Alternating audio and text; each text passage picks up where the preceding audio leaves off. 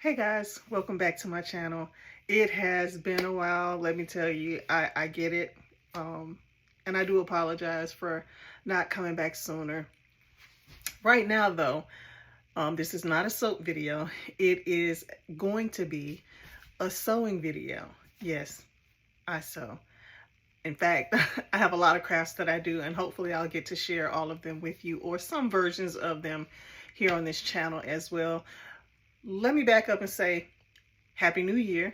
We're in 2026 and currently it is the second to last week of January, I believe. I want to say, let me see if I can pull up the date. It is Monday, January 19th, 2:54 p.m. in the afternoon when I am recording this video. Yes, it only seems like we just got into the new year, but here we are. Okay, so the purpose of this introduction video is to just give you some ideas of what I'm doing. So I have one granddaughter and a granddaughter on the way, and I want to make them blankets. Yes, blankets. And I think it's going to end up being like a large baby blanket. And I wanted to share the process with you. So last year when I discovered I was having yet another granddaughter, which I am so grateful. Listen, the Lord has been truly faithful and good to me. And I wanted to make them blankets. A little backstory to why though is because growing up, I'm from the country of North Carolina. I grew up in Warrenton, North Carolina. So I'm country or grew up in the country. And I don't remember the exact age, but I would say anywhere from 7 to 10 years old, my grandmother taught me how to sew by hand. No, I'm not sewing these particular blankets by hand. Well, at least not the tops. But as you can, this project right here, I picked up sewing again, and I've forgotten how much I loved to sew. And not just sew on the sewing machine, but to sew by hand. And I wanted to do a couple projects with you guys, just showing you my process. Now, I'm not perfect. There are other people out there who sew for a living. That ain't me. I craft consistently, multiple different crafts and projects, but this particular one, I just really wanted to do something for my granddaughters, and I wanted to bring you along with the process. So that being said, I will show you the fabrics and what I've started to do already. And yes, I started to cut the fabric. I was like, wait a minute, record this video. For those who know me closely, here's the video. I am doing what I said I would do, even though it's taken me quite a while to get back into the process. This is new for me. It is something that I am coming out of my comfort zone. I don't like being in front of the camera, but I do want to share this process with you. So I'm going to turn the camera around and show you the fabrics. And again, I've already cut one stack, but I'm going to show you both sets of fabric. Okay, let's get sewing. So here are the fabrics that I have. As you can see, I've already started the process of cutting out the squares that'll then be cut again into smaller squares. You'll see as we go. But here's the fabric, and it came in a bundle, in this bundle, and it is from, I think that's modafabrics.com. And I absolutely adore this colorway and color palette. And this is the Rosemary Cottage bundle. And in the bundle, the pieces, each fabric piece is cut to 18 by 22.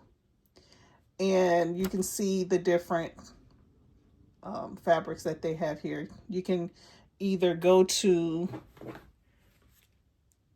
www.modafabrics.com to get this bundle. I don't know if they still have this bundle available or not, but because I purchased this last year during the summer, so I don't know if they still have this particular bundle available, but you can go check it out for yourself. Again, that's www.modafabrics.com.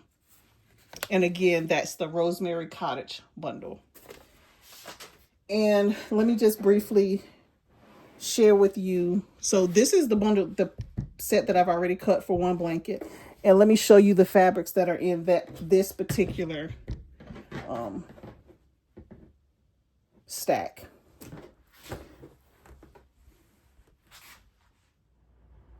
So the blanket pattern that I wanted to create, I had to research really what I wanted to do because I didn't know. So when I was sitting down to start the process of even figuring out what I wanted to do, I went on Pinterest and looked around to see what would be the easiest pattern to do, because I don't sew all the time, but I really wanted to make a blanket. Anyway, that's neither here nor there. We'll go into the process later. The pattern that I chose requires 10-inch squares, right? And so this is what I have here is the 10-inch squares that I've already cut from the overall 18 by 22 square rectangles of fabric. And what I did was I went through and I matched up the different squares that I wanted to be the patterns that I wanted to go together in the squares. And this is what you see here. So for this particular stack here, blanket 1, you have these different patterns. I don't know the names of each individual pattern, but I just wanted to show you what I matched together or paired together. So you have these two that I paired together.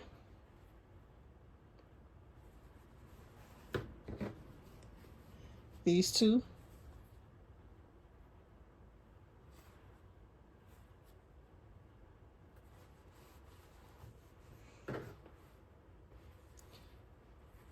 These two.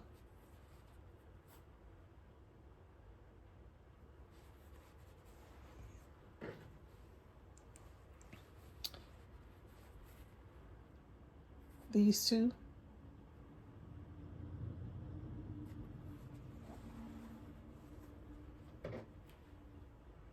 And last but not least, these two.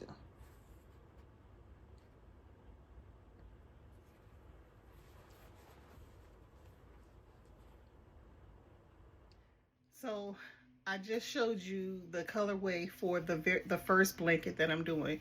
I just want to give a little bit more explanation.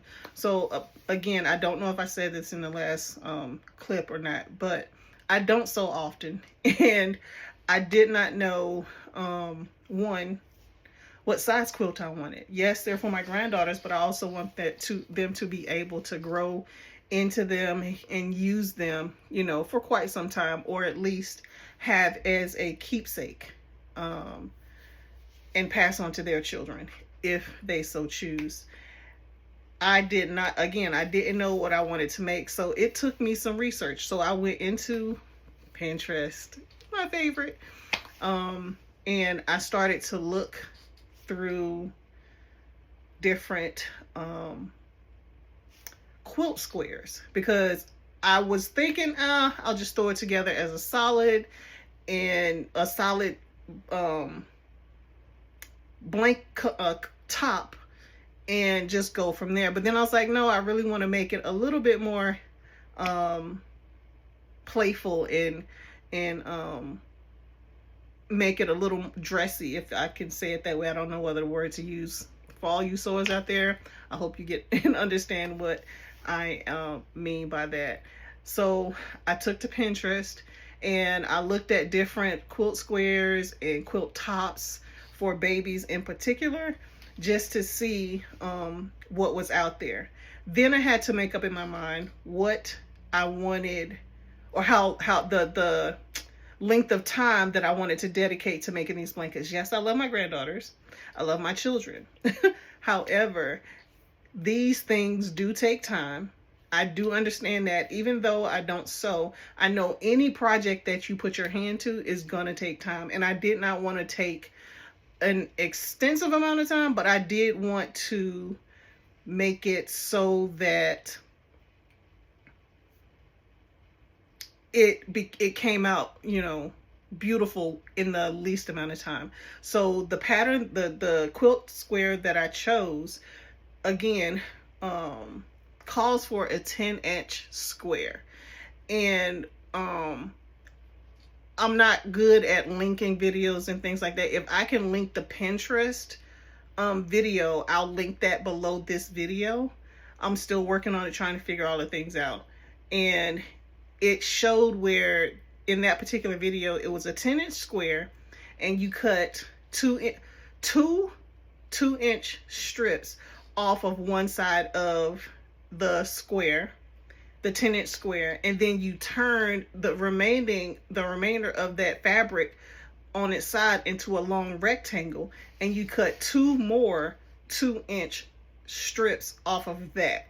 And that is what gives you ultimately the pieces for your square. And the reason I have matched up 2 different patterns is because of course you need 2 10-inch squares to make 2 squares mixed together. Check out the video in the link below. You'll know what I'm talking about. So I just wanted to give a little bit of context to why I have 10-inch squares. And the end goal is to create the squares to make the quilt top. I feel like I'm rambling, but if not, thank you for staying here this long. So let me do this. I am now going to show you how I cut my 10-inch squares, and I hope you enjoy. Let's go. Okay, so something I forgot to do was tell you the tools that I'm using. So I am using a Fiskars, let me put the safety on, a Fiskars rotary cutter. I think this is a 60 millimeter rotary cutter. Of course, from Fiskars. You can find this at your local craft stores or order them online, wherever you buy your supplies from. This is an Omni Grid 23-inch ruler, purchased from my local craft store. An Omni Grid, or you can get it online. It's 24 inches. And I have a rotary cutting mat.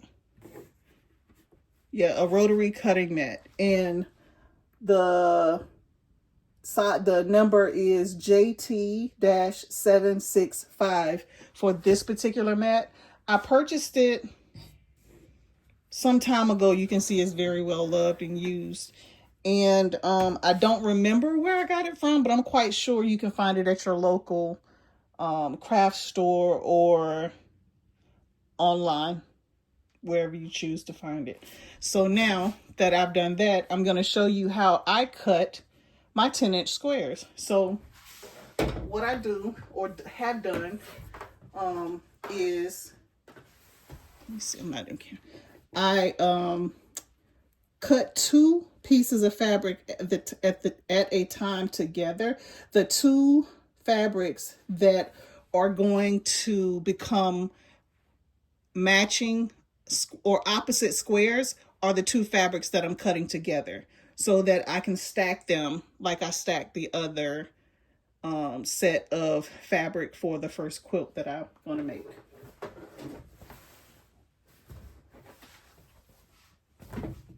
So this is the first, let me push this up some so you can see. This is the first two patterns that I'm going to cut to go together or match up. So what I'm going to do, and I'm not really worried about direction and all of the things. Listen, it's for my granddaughters. I'm not trying to be specific or too matchy or worry about the direction of the pattern. That'll come with time. Again, I don't do this every day. I'm just making these for my granddaughter. So, all right. So what I do, or I hope my shoulder's not in the, I match it up here, and I try to get it, I try to line up the edges as best as I possibly can to make them even. Like so.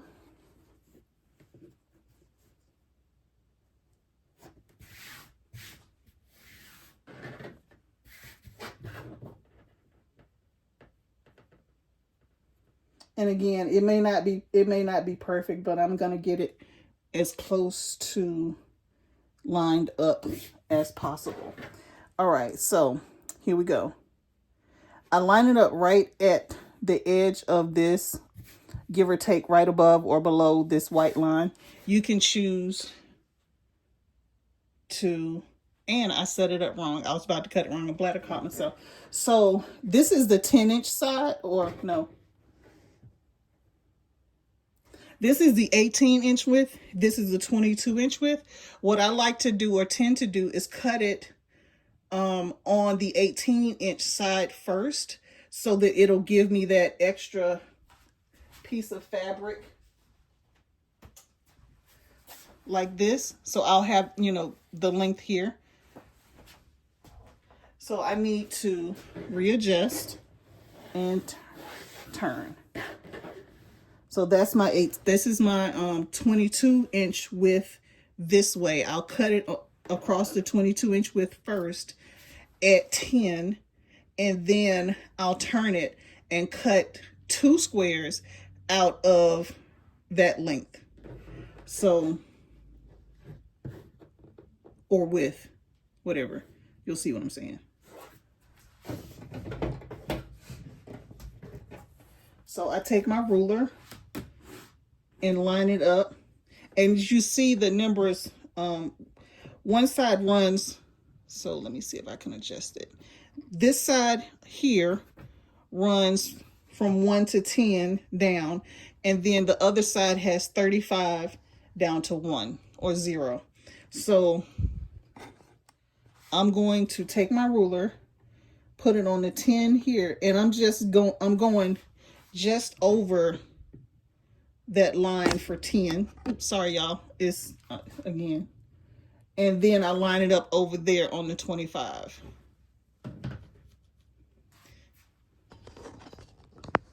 Let me see if I can show you. So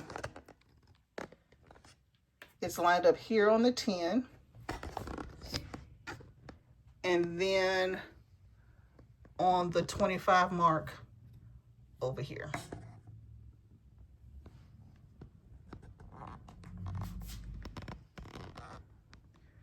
And from there, readjust. What I do is move this down just a little bit so I don't bump the camera.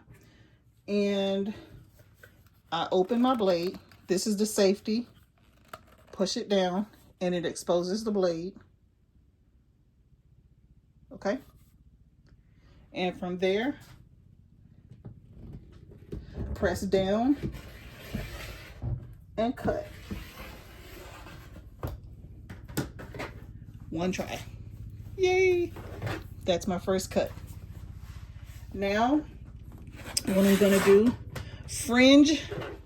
This is my fringe side. I do understand a little bit about fabric cutting. So this is my fringe. I'm gonna put my fringe at the bottom here.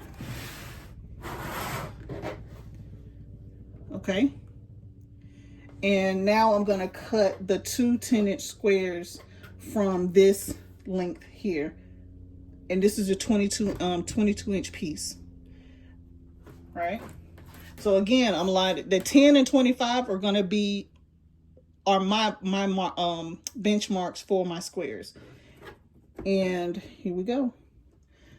And it's lined up on both ends. Adjust it at the top a little bit.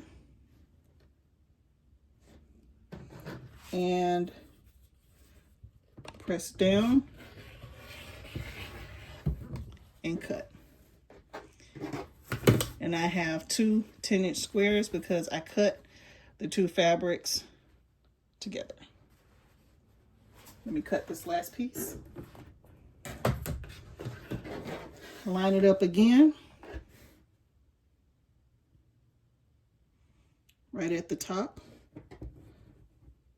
For me, what I try to do is I line it up in a grid pattern to make sure I have that 90-degree angle that I'm looking for. Or I don't know if that would be 90, but you get my point. Line it up within the two, you know, angles to get a straight cut. Because, sorry guys, I keep hitting the camera. I don't want it to slide, and if it does, I don't want it to be so off that I have to choose another pattern because I only have one bundle of this fabric. So again, I'm lining it up on the 10 and the 25.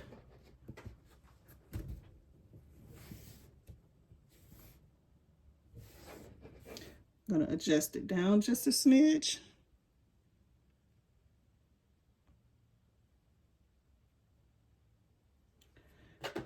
Even it out. I know it seems like I'm doing extra work, but it's okay.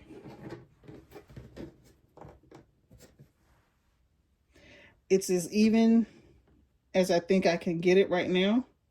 And I'm going to cut this last piece.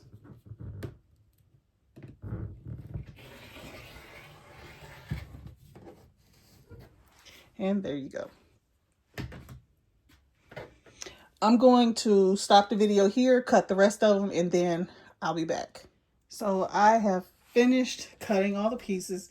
It didn't take long, maybe 15-20 minutes to cut them all, sort them all, make sure they're all in the order that I wanted to sew them together, or at least cut the next set of pieces out of. And here you go. I hope you guys enjoy, and I will see you next time.